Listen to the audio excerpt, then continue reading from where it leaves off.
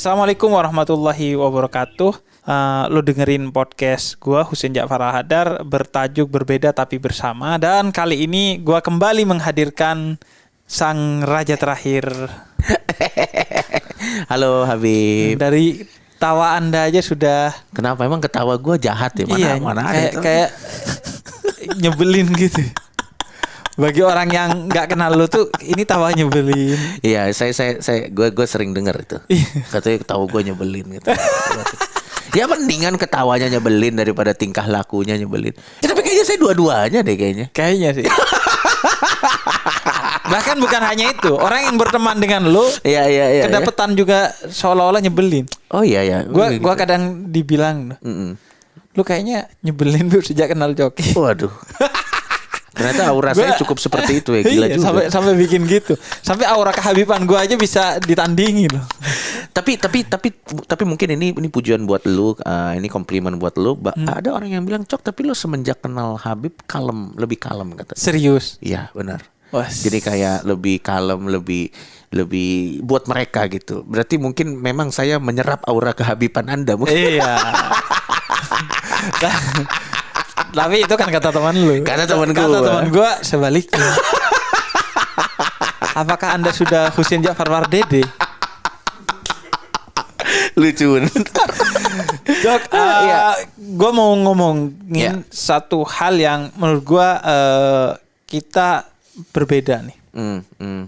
Tapi sama-sama pengen bahagia. Oh, iya. Lu pengen bahagia nggak? Oh jelas, kayaknya semua makhluk hidup sih pengen bahagia. Hidup kita buat bahagia itu paling nggak kita sama di sana. Tapi apa kebahagiaan menurut lu dan menurut gua ya itu menarik untuk diobrolin. Menarik. Kalau gua sih ya, gua meyakini Al-Qur'an itu bilang kehidupan dunia itu hanya senda gurau belaka. Jadi kita harus serius, tapi bukan ini kehidupan kita. Ini menjadi berarti kalau kita untuk akhirat. Karena itu kebahagiaan itu yang dicari utamanya bukan di dunia, tapi di akhirat. Tapi gue juga gak dilarang dalam agama gue untuk bahagia di dunia asalkan tidak menggadaikan akhirat gue. Gitu. Silahkan jadi kaya asalkan kayanya untuk berbagi gitu. Silahkan mencari ilmu pengetahuan asalkan ilmu pengetahuan itu digunakan untuk semakin mengukuhkan iman gua dan memastikan kehidupan akhirat gua dengan membagikan ilmu itu dan lain sebagainya lah. Intinya kehidupan gua itu bukan hanya di dunia tapi di akhirat, dan karena itu kebahagiaan gua bukan hanya di dunia tapi di akhirat. Dan kalau harus memilih, gua memilih akhirat. Betul. Bahagia gua, gak apa-apa gua berdarah-darah di dunia asalkan di akhirat gua bahagia seperti mantan agama Anda dulu. Nggak apa-apa berdarah-darah kan? Ya betul. Yang penting nanti di akhiratnya atau di kehidupan setelah kematiannya bisa mendapatkan pahala atau apalah itu. Iya. Anda agak ini kayaknya pahala atau apalah. Enggak, karena begitu tadi gue ngerti poin lo Bib, dan gue mengapresiasi bahwa sebenarnya memang orang beragama itu bukannya anti dengan kesenangan duniawi, enggak.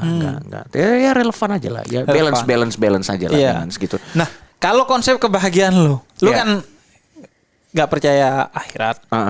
Nah, kalau lu konsep kebahagiaannya itu gimana, Jo? Konsep kebahagiaan gua itu adalah pada saat kita bisa hidup di dunia ini dengan menjadi diri kita tanpa harus terbebani oleh apa kata orang gitu. Oke. Tanpa kita harus bisa terpenjara oleh mungkin tanda kutip ya, karena gue belum nemuin istilah yang tepat ya.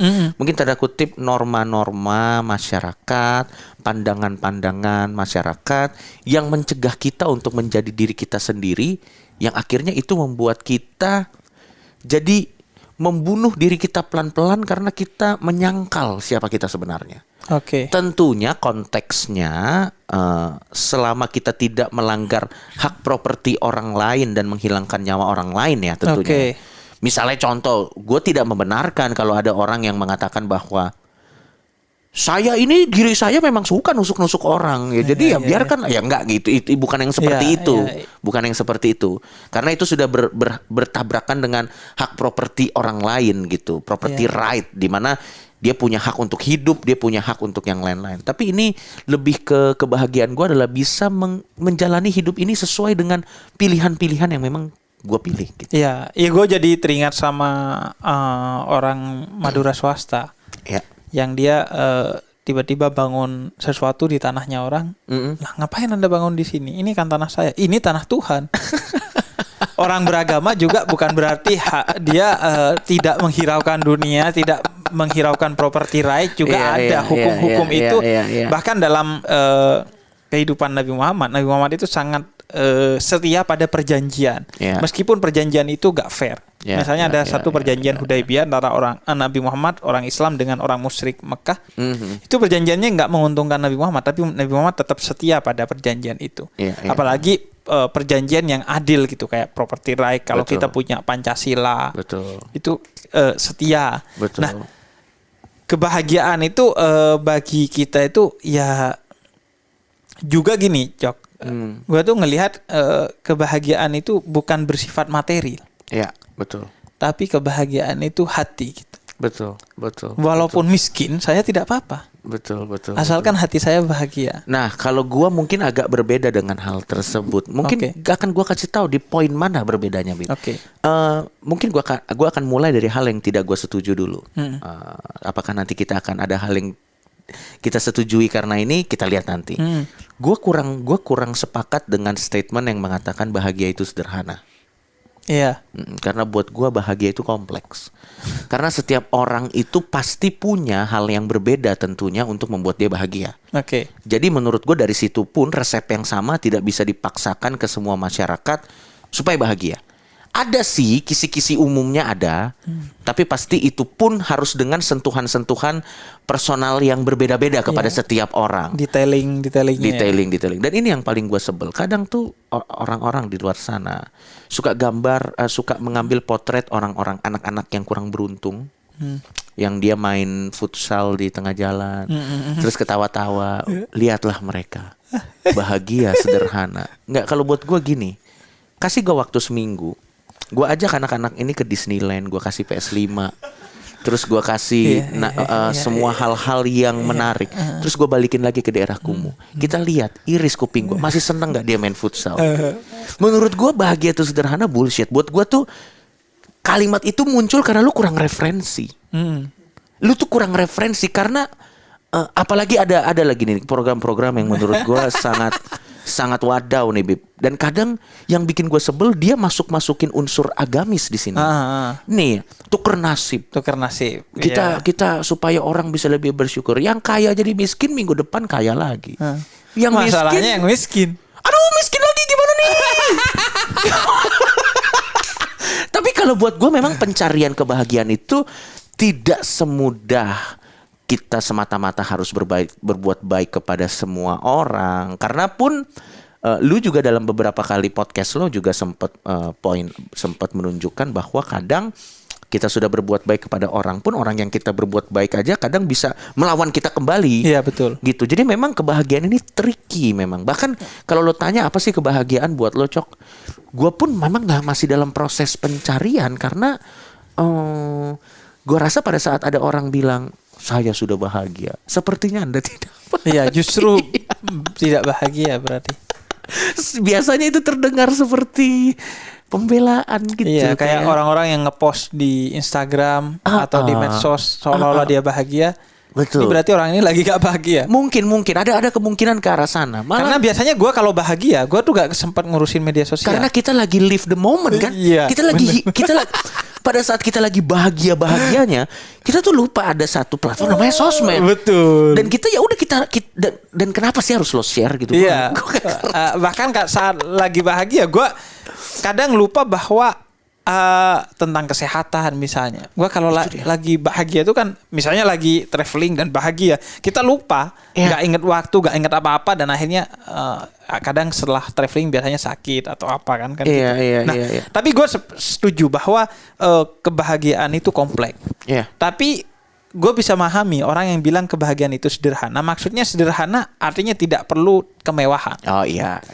Dan kalau menurut gue mereka yang hidup kekurangan itu yang tadi lo bilang, anak kecil yang di tempat yang mungkin kurang layak dia bahagia, menurut gue masuk akal loh. Iya.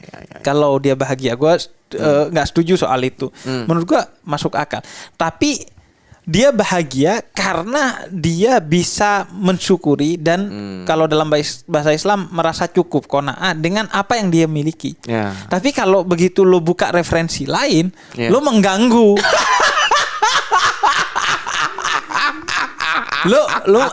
Akhirnya lo mengganggu perdamaian dia dengan keadaan itu gitu. Apalagi kalau jadi bahagia itu pada akhirnya menurut gua adalah kedaulatan diri. Betul. Untuk bisa berdamai dan mencari sisi positif dalam semua keadaan. Tapi kalau betul diganggu sama orang-orang tukar nasib itu emang, dan uang kaget kan. Uang kaget beneran dikasih duit 10 juta, besoknya aduh miskin lagi gitu. Enggak, dan maksud gua gini. Nah, ini kayaknya perbedaan kita, Bib. Nah, kita udah mulai ketemu nih. Buat gua merasa cukup, nggak tahu ya, apakah ini gua mewakili orang-orang agnostik atau tidak? Ini gua tidak tahu.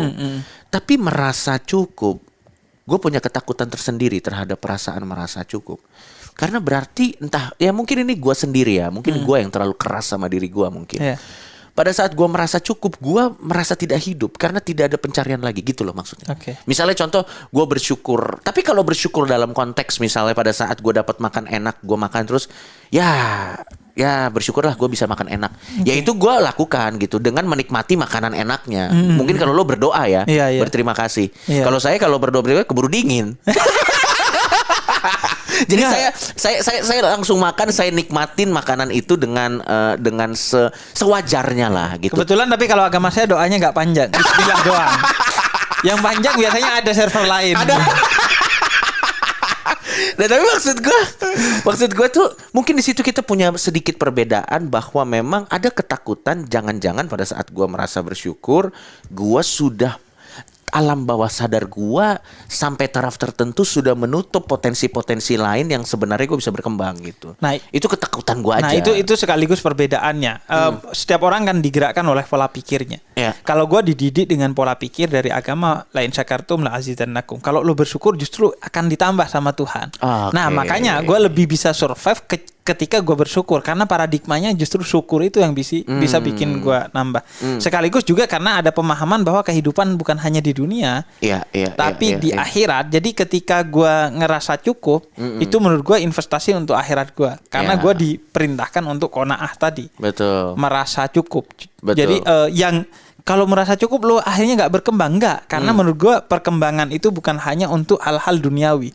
Justru perasaan cukup itu adalah perkembangan untuk akhirat gua gitu. Tapi kalau misalnya ditanya apakah kalau dengan pola pikir seperti itu berarti gua adalah orang yang hidupnya tanda kutip selalu dirongrong dengan rasa takut atau tidak? Enggak, malah nah itu beda pola pikirnya tuh, menarik tuh Bib. Malah kalau gua pada saat gua selalu men-challenge atau menantang diri gua untuk selalu keluar dari sebuah zona yang sudah gua buat, gua malah merasa nyaman di situ. Gitu, karena kehidupan gue tuh pada saat gue selalu melaju ke depan, itu tandanya gue masih hidup tuh. Karena kan mayat itu diem. Betul. Tapi pada saat kadang-kadang, lo nggak capek Cok? Hidup selalu terus dikejar-kejar. Lah, bukannya memang hidup harus mata itu kan taruh depan bukan di belakang, supaya kita majunya ke depan.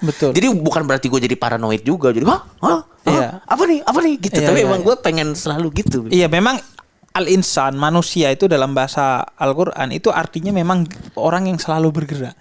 Jadi begitu gak bergerak itu kita gak jadi manusia. Dan deadwood, deadwood tidak bergerak.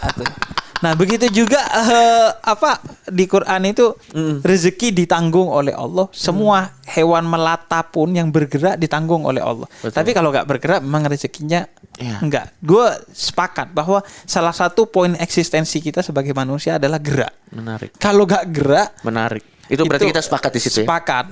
Itu juga yang membedakan antara kita dan benda mati. Betul. Soal gerak sih. Jadi buat Anda yang pengangguran, yang mungkin menghabiskan waktu tidur di tempat tidur, tidak melakukan, Anda mungkin agak sedih. Bedanya Anda bernafas, benda mati tidak. Iya, betul. Dan juga gini, gua ada teori evolusi juga dalam Islam tuh. Baik. Menarik nih. Jalaluddin Rumi itu seorang sufi punya teori evolusi. Rumi ya? Iya, semakin sempurna orang semakin banyak geraknya. Tumbuhan itu bergerak, tapi gerakannya kan sedikit, bahkan sampai nggak kelihatan sama kita. Betul. Hewan juga bergerak, manusia itu bergerak juga. Bedanya hewan dan manusia adalah sama-sama bergerak, tapi kalau manusia bergeraknya jauh yang lebih efektif. Betul. Ketika dia bergerak gak asal bergerak. Betul. Dia sudah memperhitungkan secara rasional bahkan secara spiritual pergerakannya ini efektif enggak bagi dunianya dan bagi akhiratnya. Kalau binatang mungkin memperhitungkan melalui insting dia tapi hanya untuk memangsa untuk kehidupan dunia sajalah. Tapi kalau manusia lebih dari itu. Nah, jadi memang yang membedakan itu geraknya. Tapi mungkin gak Bib ada semacam tanda kutip keirian dari dua belah pihak. Contoh begini, mungkin ini bisa terjadi dan ini yang akan menunjukkan bahwa sebenarnya kita bisa eksistensinya bisa berjalan bareng. Mungkin gini, mungkin orang-orang dengan pola pikir gua melihat teman-teman yang bersyukur bukan berarti dia menutup bergerakan ya. Orang bersyukur enak ya, mereka bisa puas hanya dengan bersyukur gitu. Dan mungkin sebaliknya juga orang-orang yang mungkin beragama mengelihatnya kok mereka selalu bergerak, enak ya selalu bergerak. Iya. Gitu. Jadi sebenarnya kadang kita suka tanda kutip iri dengan apa yang kita punya masing-masing. Tapi sebenarnya ya nggak ada, kita punya kekurangan dan kelebihannya masing-masing. Makanya gue bilang tadi bahwa dalam Islam ya sebenarnya di tengah sih. Kita harus juga memburu kebahagiaan kita di dunia. Tapi kalau nggak bisa dan nggak dapet, lu jangan kecewa gitu karena kehidupan abadinya di akhirat, kehidupan sejatinya di akhirat. Betul. Cuman gue yang pengen tahu juga gimana? Lu kan ketawa-ketawa, Cok. Lu kayak orang bahagia minimal di mata gua gitu. Tapi lu kan diserang sana sini. Kehidupan lu juga sangat tidak ideal di Indonesia. Mungkin kehidupan lu ideal di Belanda atau di Islandia yang dimana orang tidak beragama itu dihargai atau dijamin hak-haknya. Lu hidup di sini dengan serangan netizen dan begitu, kok bisa tetap bahagia? Ya itu, ini pertanyaan. Maksudnya gue gak bisa membayangkan, gue kalau di posisi lu bahagia tuh gak bisa ribet. Betul. Dan ini pertanyaan yang sangat dalam. Ya, sebenarnya itulah pertanyaan lo tadi. Itu sebenarnya adalah sebuah jawaban buat orang-orang yang mengklaim gue melakukan ini supaya terlihat edgy. Bukan. Kalau misalnya gue cuma pengen terlihat edgy, gue pengen terlihat beda, ada cara-cara lain yang lebih aman. Iya, beda yang gak se-ekstrim ini loh ya. Iya. Jadi kadang-kadang apalagi di Indonesia, beda politik aja udah beda. Kadang ada orang bilang itu mah dia pengen kelihatan beda aja. Tidak, ada hal yang lebih daripada sekedar itu sehingga gue berani mengambil semua resikonya gitu. Ada hal yang lebih dalam karena gue rasa orang-orang lain yang punya mindset cuman pengen kelihatan beda dan terkenal akan memilih jalan lain yang lebih aman tentunya. Betul. Nah kalau gue karena gue bukan pengen terkenal, jadi jawabannya. Karena buat gua segala resiko yang lo berikan tadi, Bib, sebanding dengan kebahagiaan yang gua akan dapat buat diri gua. Apa? Ya kebebasan untuk hidup sesuai dengan apa yang gua inginkan tanpa terkungkung norma masyarakat pada umumnya dan omongan orang. Kalau gua tidak melakukan itu, gua rasa gua akan jadi bom waktu yang meledak sewaktu-waktu yang akan menyakiti orang-orang di sekitar gua dan diri gua sendiri. Dan gua jadi untuk apa gua hidup kalau begitu? Jadi lo makin banyak orang yang menyampaikan ke lo bahwa gua gak suka nih sama lo, gua gak setuju. Bagi lo ya itu kebahagiaan juga. Bagi gue itu adalah sebuah perlindungan bahwa akhirnya gini, reputasi gue in a way dari sudut pandang yang lain itu adalah sebuah perlindungan karena akhirnya itu akan menjadi sebuah jaring yang memisah orang-orang yang akan berteman dengan gue cuman orang-orang yang mau menerima gue. Sehingga akhirnya yang ada di circle gue tuh jarang sekali fake. Teman-teman fake tuh jarang. Iya, toxic jarang karena memang dia untuk berteman sama gue harus melewati beberapa lapis. Nih orang ketawanya nyebelin, oke gue terima.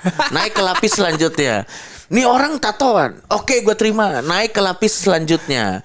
Nih orang tapi agnostik, oke gue terima. Naik. Begitu dia udah lewatin ini semua dan sampai ke sini, itu the true friend, teman yang sebenarnya. Dan hidup dikelilingi oleh orang-orang yang mencintai kita apa adanya, menurut gue sumber kebahagiaan yang luar biasa. Kebahagiaan yang luar biasa. Luar biasa. Dan itu yang bisa bikin gue cukup bertahan dengan segala resikonya yang serius tadi. Gitu sih gue. Iya, gue juga oke sih di hal ini gitu. Bahwa ketika lo menunjukkan diri lo siapa, kemudian orang menerima itu apa adanya, tidak ada apanya, itu menurut gue oke. Makanya Sinali itu bilang, ditanya, temen lu ada berapa? Kata dia, ntar gue hitung kalau gue lagi down. Kalau lagi biasanya di atas itu angin jangan menghitung lu. Apalagi saya, momen hidup saya down terus. Iya makanya orang yang berteman dia memang berteman. Kan gue tadi udah awali bahwa di podcast ini berteman dengan Coki aja udah resiko loh. Betul. Bahkan pernah ada momen di mana Coki dianggap sebagai toksik bagi stand up comedy kan? Iya. Karena satu dan lain hal. Iya, karena satu dan lain hal. Jadi Iya. Ya bayangin gitu, lo bahagia dengan gini. Iya. Gua berteman dengan Coki, ya juga tantangannya juga besar. Betul. Dan bukan sekedar beda, tapi betul. benar kata Coki, kalau cuma mau sekedar beda dengan Pendeta Yeri juga sudah cukup beda saya. Ngapain sampai ke Coki gitu ya? Iya.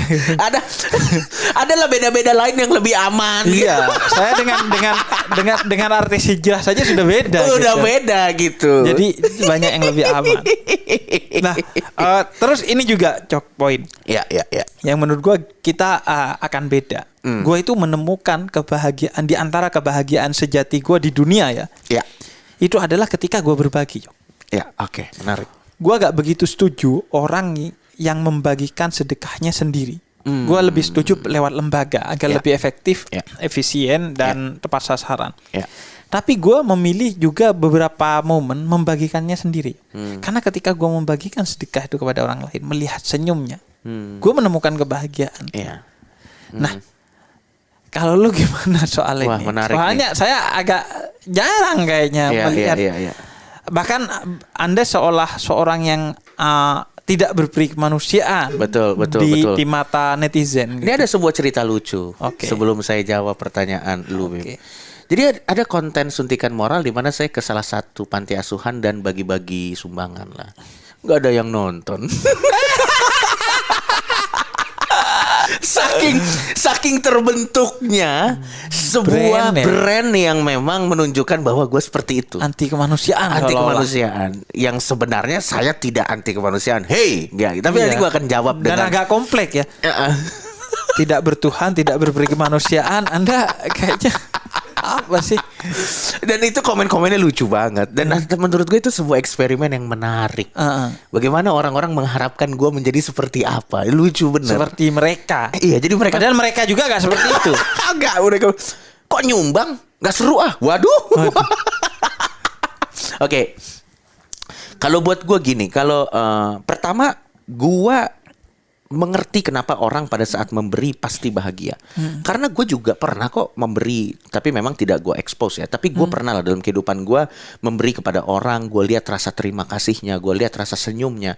Memang itu membanggakan tentunya, dan memang gitu menyenangkan buat gue gitu.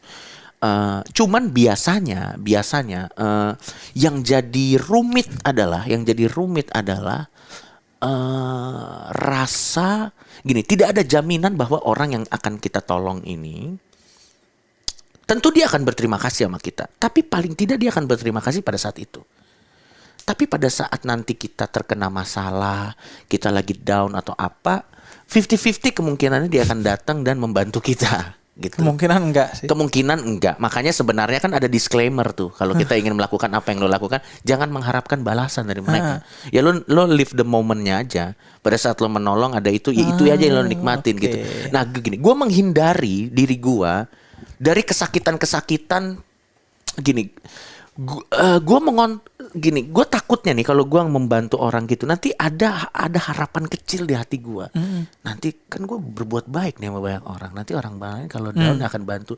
Gue mencoba menghindari diri gue dari rasa sakit itu. Jadi gitu pertama. Dan yang kedua, poin gue adalah apa sih tujuan hidup? Kita kan punya pemikiran fundamental yang berbeda mengenai tujuan hidup. Dimana lu ada akhirat yang penting, kalau gue enggak.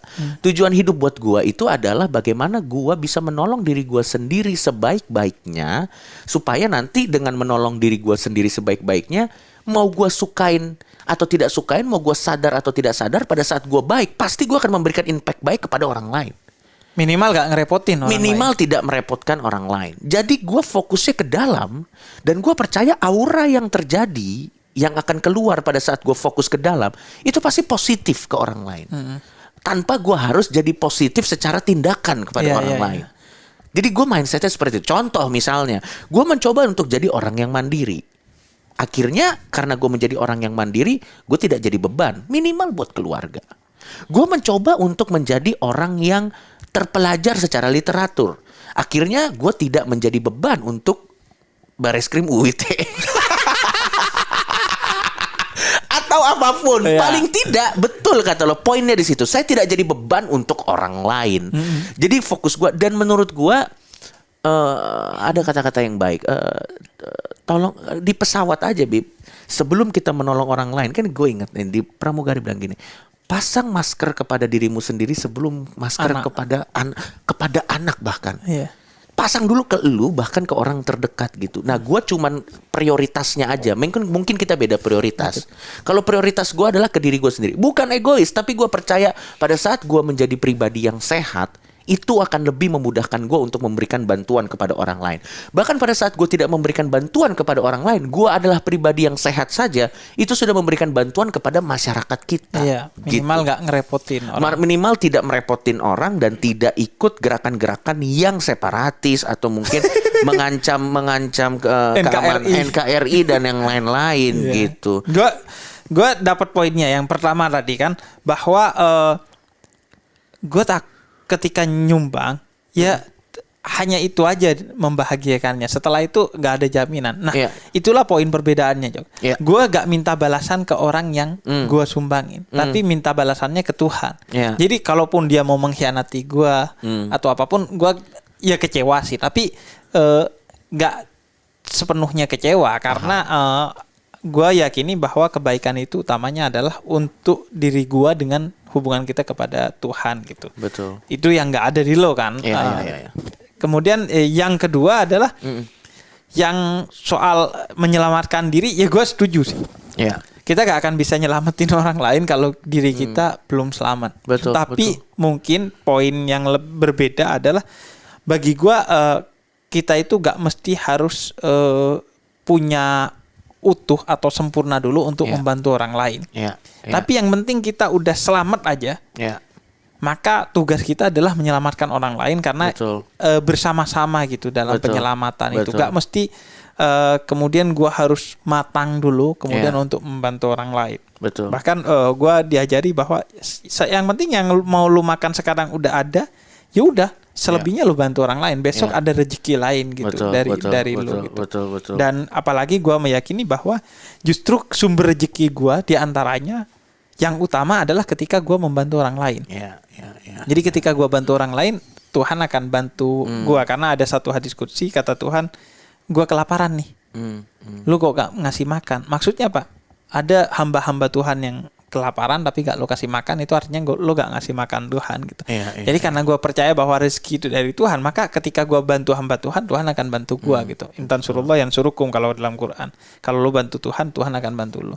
Jadi memang sebenarnya sama-sama menilai kebahagiaan itu pada kebaikan, tapi beda paradigmanya antara seorang yang beriman dan beragama dengan orang yang tidak beragama dan tidak beriman. Dan gini, yang menarik gini, mungkin karena perbedaan fundamentalnya adalah kalau orang beragama tuh punya sesuatu yang lebih besar di mana mereka bisa menyandarkan dirinya. Sehingga akhirnya pada saat mereka tidak dalam keadaan fit sebenarnya untuk membantu, tapi karena mereka yakin akan apa yang sesuatu yang lebih besar dibuat mereka tetap melakukan itu. Dan itu memberikan mereka kebahagiaan. Fair menurut gua. Tapi di satu sisi karena memang orang-orang seperti gua ini cenderung lebih menganggap kita harus berdiri di antara dua kaki kita sendiri. Jadi kita mengeliminasi kemungkinan-kemungkinan yang tidak rasional menurut kita. Itu bedanya menurut gua. Nah, ini sekaligus pertanyaan terakhir gua, Cok. Kan ada kalanya lo lumpuh.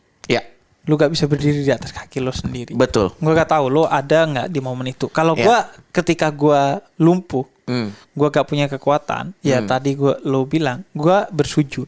Gue bersandar kepada sesuatu yang gak akan pernah lumpuh menurut gue. Maha kuat. Nah, kalau lo ketika ada di momen itu seperti apa? Wah, ini pertanyaan yang sangat dalam. Terima kasih Habib Jafar. Buat gue jawabannya gini. Biasanya orang yang sudah agnostik dan ateis, dia sudah berdamai dengan dirinya bahwa hal seperti itu keniscayaan akan terjadi kepada pribadi kita. cepat atau lambat, entah itu 5 tahun lagi, bahkan bisa setahun lagi apa tahu. Dan kita mulai dan pemahaman itu memberikan kita pengertian bahwa memang begitulah siklus kehidupan. Memang begitulah keniscayaan biologis seseorang pasti akan ada di atas dan nanti akan ada di bawah gitu. Dan dengan memahami hal tersebut, kita tidak harus berdoa kepada siapa-siapa karena memang itulah kehidupan. Kita bukan orang yang spesial sampai kita harus mengeluh soal itu. Karena orang lain juga mengalami hal yang sama gitu. Sehingga akhirnya paling apa yang bisa kita lakukan adalah kita mulai menyiapkan rencana-rencana yang pragmatis dan rencana-rencana yang applicable pada saat memang hal-hal yang tidak diinginkan terjadi. Biasanya memang kehidupan kita tuh makanya banyak bergerak, banyak mikirnya. Kalau ini nanti bagaimana? Kalau ini nanti bagaimana? Kalau ini nanti bagaimana? Kalau ini. Jadi pada saat probabilitas betul. terbuka. Pada saat kita itu sudah terjadi, kita langsung tahu apa yang kita lakukan. Oke, ini udah terjadi, berarti gua harus A, B, C, D, E. Oh, ini berarti udah A, B, C. Ya udah, memang begitulah kehidupan. Dan memang apakah berat? Berat. Apakah susah? Susah. Makanya tidak semua orang bisa jadi agnostik dan ateis. Gua mau kasih sebuah contoh nih, Bib. Orang-orang agnostik dan ateis tuh lebih cenderung bisa menerima fakta-fakta keras daripada orang-orang yang beragama. Gua nggak bilang itu lebih baik. Tapi gue bilang itu kecenderungan. Misalnya contoh. Dan gue juga paham kenapa orang-orang lebih suka beragama karena ada penghiburan yang dapat. Dan itu boleh. Fair. Contoh gini, misalnya ada satu keluarga anaknya meninggal karena satu dan lain hal. Orang beragama mungkin penghiburannya lebih gampang. Oh, anak kamu sudah ada di tempat yang lebih baik dan yang lain-lain. Apakah itu menghibur? Apakah itu secara emosional baik untuk keluarganya? Bisa ya. Tapi kalau orang ateis kan anaknya udah meninggal, itu dimakan cacing. Sebatas biologis gitu. Dan gak semua orang bisa menerima itu. Tapi buat beberapa orang, dengan mengerti bahwa memang begitulah kehidupan, circle of life, bahwa ada anak bisa mati karena apa, atau ada anak kijang dimakan apa, ya udah memang kehidupan. Dan kadang pertanyaannya buat kita tuh bukan kenapa kita, loh, bukan kayak kenapa saya yang menderita, bukan, lah kenapa enggak. Ya memang karena semuanya punya kesempatan yang sama untuk, jadi gak ada yang spesial buat kita. Kalau buat kita sih gitu. Iya. Jadi kuncinya adalah memahami siklus. Iya. Dan sebatas biologis tadi. Betul. Bahwa ya memang kita makhluk biologis, ya begitulah siklus kita. Iya. Dan bukan berarti ya karena gue tidak menolong, gue tidak punya teman dekat. Ada teman-teman dekat yang biasanya kalau pada saat kita sudah ada di momen-momen terendah dalam hidup kita, biasanya mereka datang untuk membantu. Ya sama seperti orang pada umumnya. Dan gue bukan bilang tidak menolong, tapi tidak terlihat menolong. Betul, Bib. Itu tidak terlihat menolong oleh, khususnya di mata para netizen. Sama satu lagi gini, Bib. Menurut gue sedekah itu sulit. Karena menurut gue gini, ini juga karena proses perjalanan ya, Bib ya. Gue tuh pernah beberapa kali dalam titik terendah gue ditolong sama orang. Malu banget gue waktu ditolong sama orang. Kenapa? Malu aja, gue merasa tidak fungsional sebagai manusia. Karena anjir, harusnya gue gak ditolong nih gitu. Nah, perasaan malu itu gue taruh dalam pikiran gue. Dan pada saat gue menolong orang dan dilihat orang, ini orang ini dipermalukan. Oke. Lo ngerti gak maksud? Ya, dan akhirnya buat gue mendingan gak usah ada yang tahu. Harga diri orang yang gue tolong diselamatkan, dan gue menyelamatkan dia dari, ya belum ada juga sih orang ditolong, tolonglah aku, itu memang bangsat aja. Tapi ke gue sih naruh itu, Bib, kayak gue kalau nolong orang, ini harga dirinya nih dipertaruhkan. Jadi mending orang nggak usah tahu. Betul. Orang nggak usah tahu itu, biar gue mau dibilang bego anjingnya, biarin aja, orang nggak usah tahu. Tapi harga diri orang nih gue selamatin. Gitu. Karena harusnya mindsetnya gini, mindsetnya yang menolong itu juga harus hati-hati. Gimana ya masuknya ya biar nih orang nggak tersinggung gitu. Dan orang yang ditolong juga bukan, wah ditolong nih sudah seharusnya, nggak gitu. Kayak orang kan juga, aduh gimana. Dan buat gue sulitnya bersedekah itu adalah lu nolong orang, lu membuat perubahan buat hidup orang, tapi nggak ada yang tahu. Betul. Buset deh. Siapa yang mau melakukannya? Susah banget. Iya, lebih susah bagi orang seperti lu apalagi kan yang menganggap ya biologis segala sesuatunya kehidupan di dunia. Dan karena itu kalau dalam Islam banyak sekali poin-poin untuk mendukung itu. Mendukung apa yang lo sampaikan. Misalnya kata Nabi, kalau tangan kanan ngasih, kalau bisa tangan kiri pun nggak kelihatan.